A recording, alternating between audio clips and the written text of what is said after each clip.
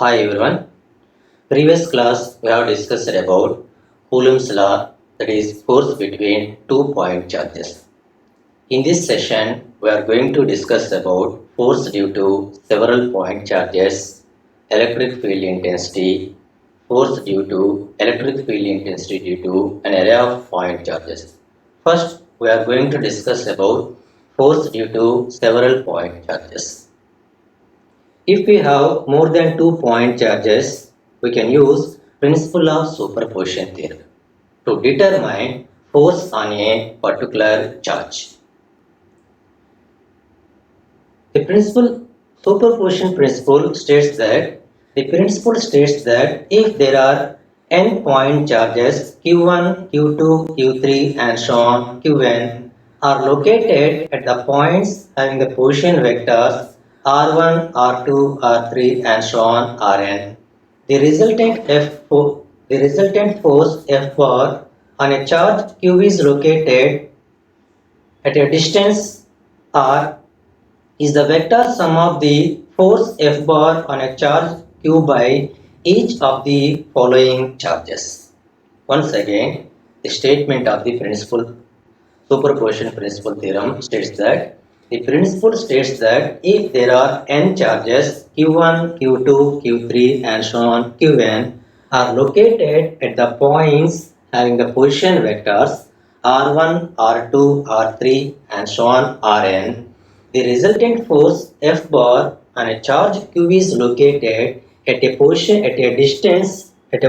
vector r is the vector sum of the force F bar on a charge q by each of the charges, that is q1, q2, q3 and so on qn.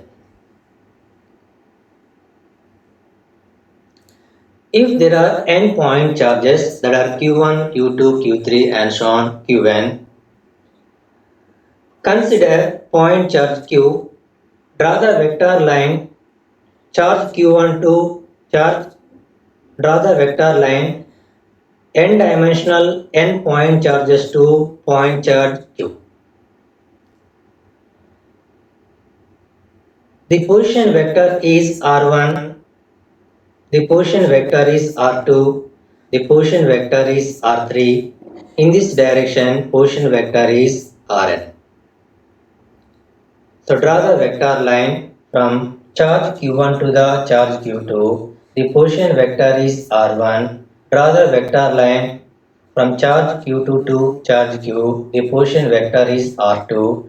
Draw the vector line from charge q3 to q. The position vector is r3 and so on.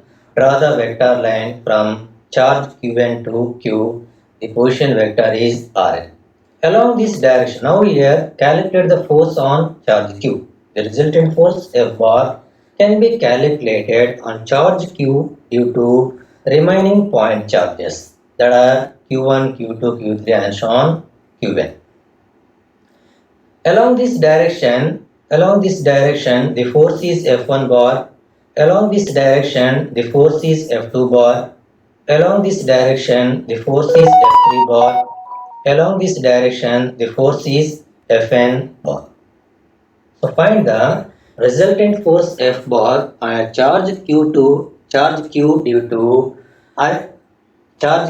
to remaining point charges that are q1, q2, q3 and so on qn. In previous class already discussed force between 2 point charges. What is the equation of force between 2 point charges? F12 bar is equal q1 q2 into r2 minus r1 by 4 pi epsilon naught r2 minus r1 whole cube. So this equation already discussed in previous class. So now here force due to several point charges. So now here n number of point charges, what are the position vectors r1, r2, r3 and so on rn. At the point charge q, the position vector is located at r. The force between, first calculate the individual forces. What are the individual forces? F1 bar, F2 bar, F3 bar and so on Fn bar. First calculate, individual calculates and after that calculated total force on charge q due to remaining point charges, other point charges. So algebraic summation of the individual forces. Algebraic summation of the individual forces. We get total force on charge Q. So first calculate individual forces. So this is the charge Q1. Here the position vector R1 is located and this is the point charge Q. At this point the position vector R is located. Position vector R is located. The force between along this direction the force is F1 bar. Along this direction the unit vector is AR1 bar.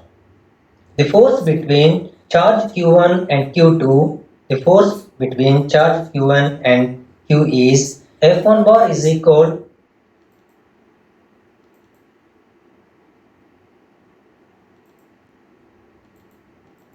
F1 bar is equal Q1 by 4 pi epsilon naught R minus R1 whole square. F1 bar is equal Q1 into R minus R1 by 4 pi epsilon naught R minus R1 whole cube. So now here the point charge is calculated, force is calculated on charge Q.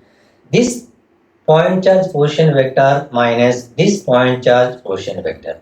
So similarly, the force F2 bar can be determined charge Q2 and charge Q. We get force F2 bar is equal Q2 into R minus R2 by 4 pi epsilon naught R minus R2 whole cube. Similarly, the force F3 bar is equal Q3 into R minus R3 by 4 pi epsilon naught R minus R3 whole cube and so on. Nth force Fn bar is equal Q into Qn R minus Rn by 4 pi epsilon naught R minus Rn whole cube. So these are the individual forces. Next calculate the total force.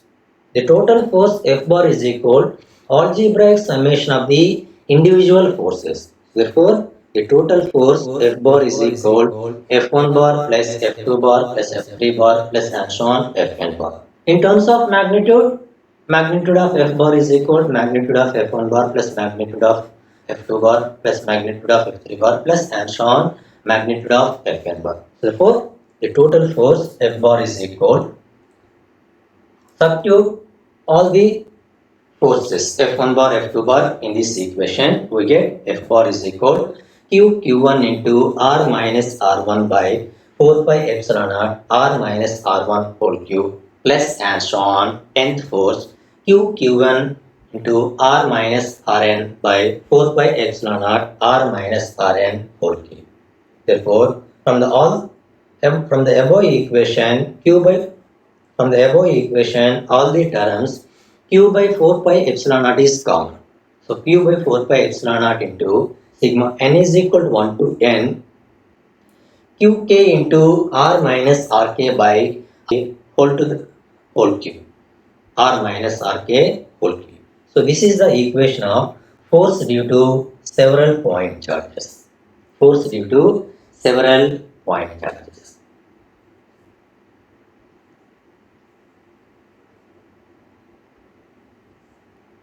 Next one is electric field intensity. Electric field intensity. A static electric field may be due to a positive charge